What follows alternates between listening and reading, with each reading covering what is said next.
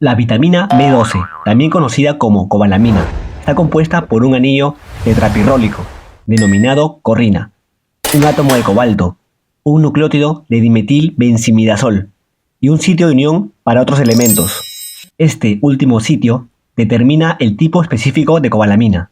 Por ejemplo, si está unido a un grupo cianuro, se denomina cianocobalamina. Si está unido a un grupo hidroxilo, se llama hidroxicobalamina o hidroxocobalamina.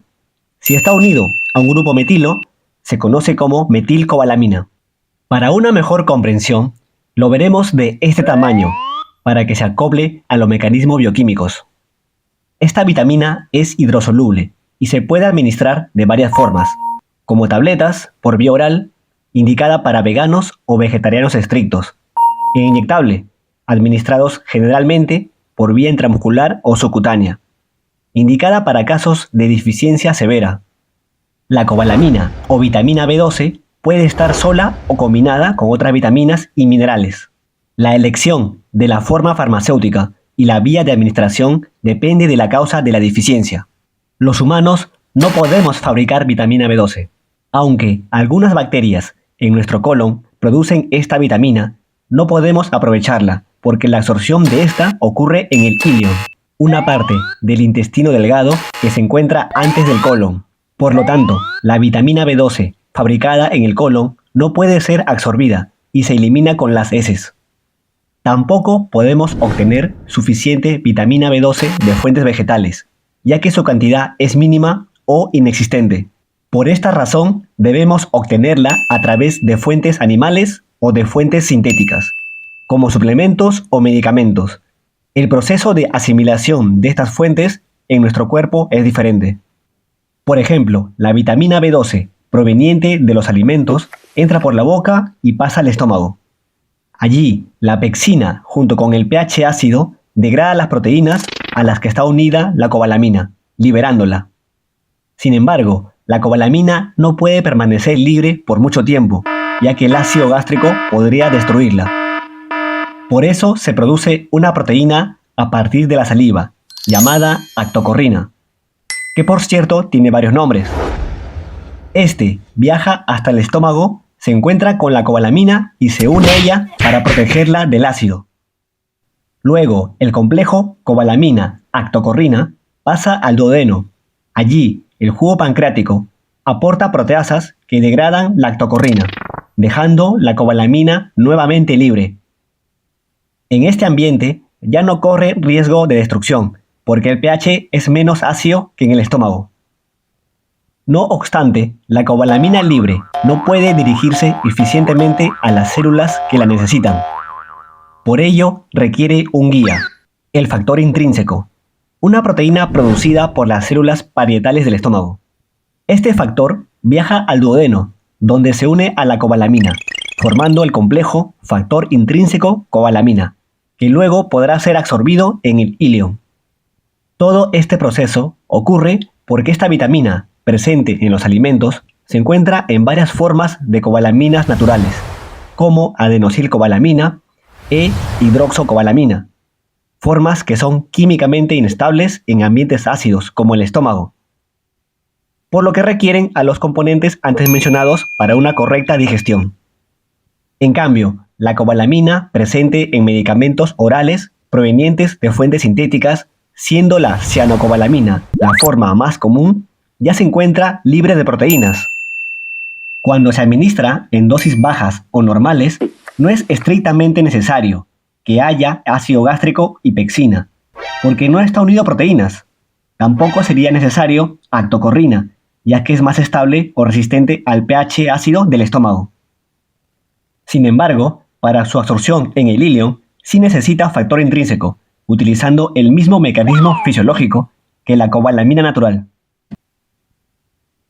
En cambio, cuando se administra en dosis altas, por ejemplo, igual o más de 1000 microgramos diarios en adultos, dependiendo del contexto clínico, parte de la cianocobalamina puede absorberse, sin necesidad de ácido gástrico, pexina, actocorrina ni factor intrínseco. Aunque solo se absorbe un pequeño porcentaje por difusión pasiva, esta cantidad suele ser suficiente para corregir deficiencias si se toma regularmente. Esto también ocurre con la vitamina B12 de medicamentos parenterales. Una de las formas más utilizadas es la hidroxocobalamina, y al igual que dar dosis altas por vía oral, evitan el factor intrínseco, ya que éstas saltan completamente el sistema digestivo. Entran directamente al torrente sanguíneo. ¿Y qué ocurriría si se destruyeran nuestras células parietales? ¿Ya no produciríamos factor intrínseco? Así es, si se destruyen nuestras células parietales, ya no produciríamos factor intrínseco, tampoco ácido gástrico, de una manera correcta. Por tanto, se verá afectada la absorción oral de esta vitamina, reflejándose en valores bajos en sangre, y junto con otros hallazgos, se podría sospechar de una enfermedad conocida como anemia perniciosa. Entonces, si esto ocurre, ¿cómo se repone la vitamina B12 en el cuerpo? Como se dijo antes, la administración parenteral no usa la vía digestiva, por lo que la vitamina entra directamente al torrente sanguíneo, lo cual lo hace ideal para el tratamiento de anemia perniciosa. Además, en algunos países usan la administración oral en dosis altas, la cual también evita el factor intrínseco. Al continuar con la ruta del complejo factor intrínseco cobalamina, este complejo viaja hasta el ilion, donde se une a receptores específicos llamados Cuban, lo que permite su ingreso, o mejor dicho, su endocitosis. Una vez que el receptor reconoce el complejo, la célula forma una especie de bolsa o burbuja llamada endosoma, que ingresa al interior del enterocito junto con el receptor y el complejo.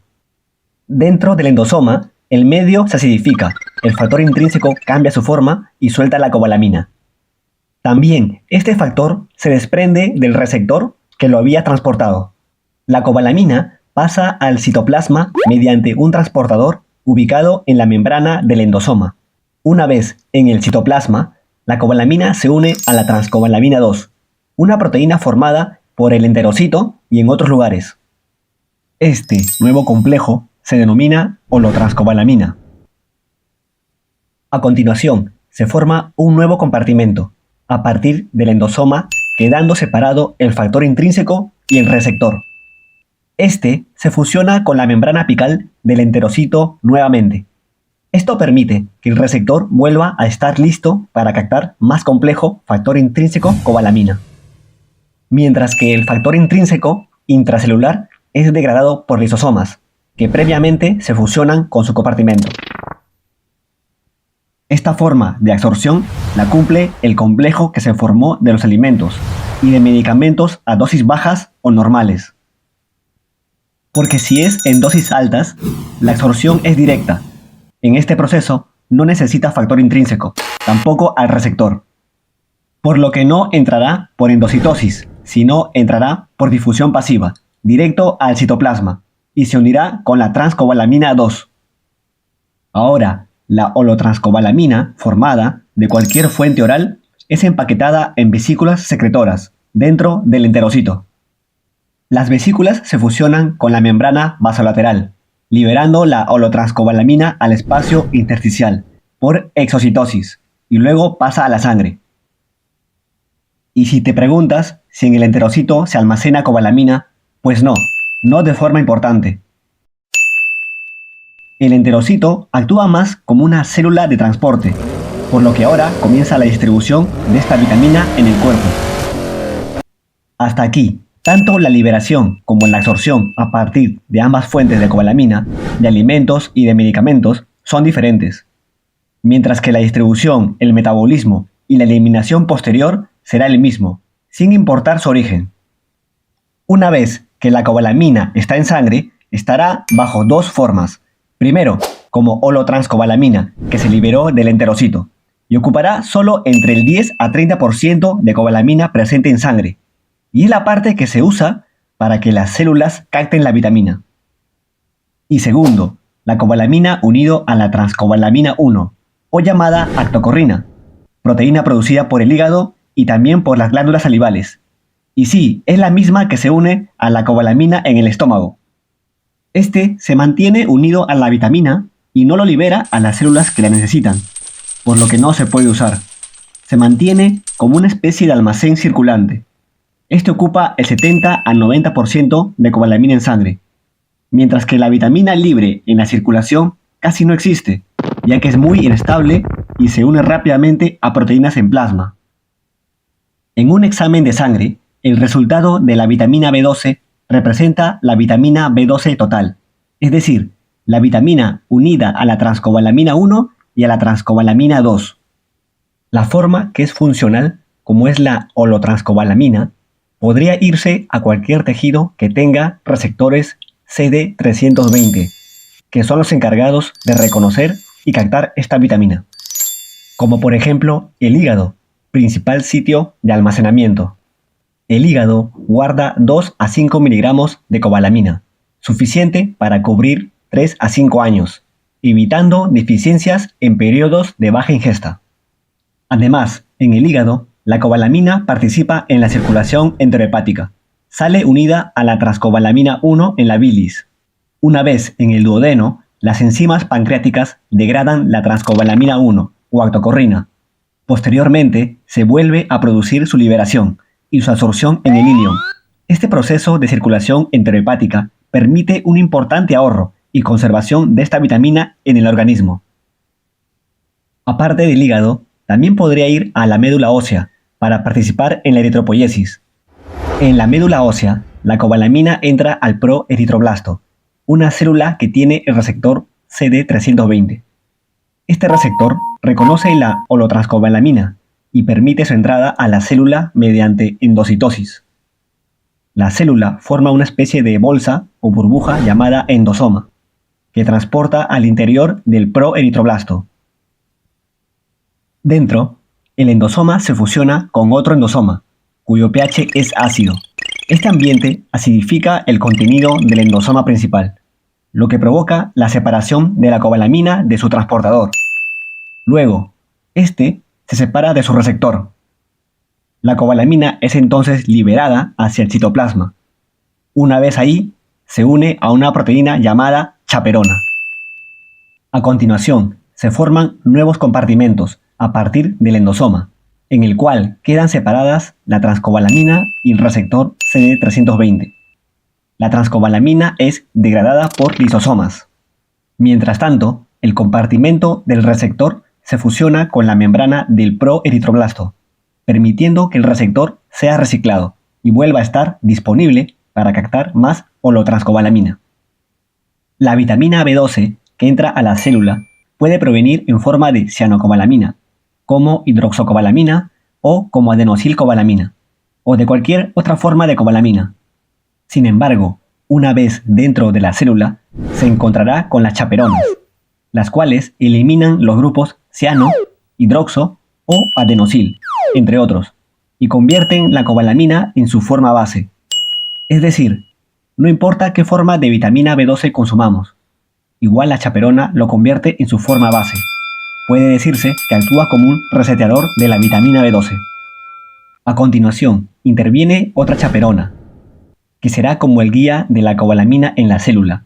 Primero, si su destino es convertirse en metilcobalamina, lo enviará hacia el citoplasma. Aquí, la cobalamina se une rápidamente a la enzima metionina sintasa para poder activarla. El metil tetrahidrofolato, derivado de los folatos presentes en alimentos o medicamentos, dona su grupo metilo a la cobalamina, convirtiéndola en metilcobalamina, que a su vez transfiere ese grupo metilo a la homocisteína, formando metionina. Una vez donado el grupo metilo, el ciclo se repite. Durante este proceso, también se regenera tetrahidrofolato, esencial para la síntesis de purina y timidina, ladrillos del ADN. La metionina producida se transforma en S-adenosilmetionina, un importante donador de grupos metilo, utilizado por la célula para que el glóbulo rojo pueda desarrollarse y crecer de forma correcta. Segundo, si su destino es convertirse en adenosilcobalamina, lo enviará a la mitocondria. Esta nueva forma de cobalamina es más usada en el hígado que en el proeritroblasto, por lo que iremos hacia el hígado. Una vez dentro, una enzima llamada adenosiltransferasa le transfiere un grupo adenosilo, formando adenosilcobalamina, principal forma activa en el hígado. Esta activa a la metilmalonil-CoA mutasa, que actúa en la L-metilmalonil-CoA, que se formó a partir de los ácidos grasos y de aminoácidos. La enzima mueve su grupo químico dentro de la molécula, convirtiéndolo en succinil-CoA. Solo se reacomoda grupos químicos, no se rompe la molécula. Succinil-CoA participa en el ciclo de Krebs para producir energía y además puede convertirse a través de varios pasos en oxaloacetato, un ingrediente básico para fabricar glucosa.